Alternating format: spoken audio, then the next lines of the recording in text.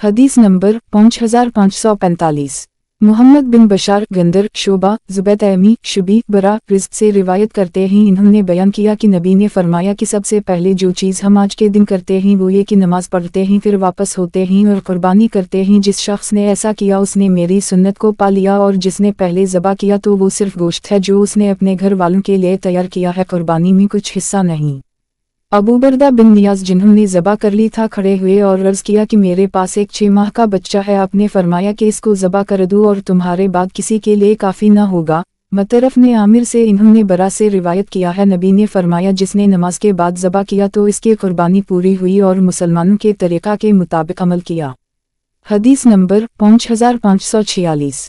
मसद्दद इस्माइल अयूब मोहम्मद अनस बिन मालिक कहते हैं कि नबी ने फरमाया कि जिसने नमाज से पहले ज़बा किया तो उसने अपने वास्ते किया, और जिसने नमाज के बाद ज़बा किया तो इसकी कुर्बानी पूरी हो गई और उसने मुसलमानों की सुन्नत को पा लिया।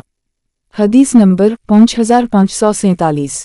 माज बिन फजाला हशामीम यहया बजशा जहनी उक़बा बिन आमिर जहनी रिज़्क कहते हैं कि नबी ने अपने सहाबा के दरमियान कुर्बानी के जानवर तक़सीम के। उक़बा के हिस्सा में एक जज़ा 6 माह का बकरा आया। मैंने अर्ज़ किया कि या रसूल अल्लाह, मेरे हिस्से में तो 6 माह का बच्चा आया है, तो आपने फरमाया कि इसकी कुर्बानी कर दो।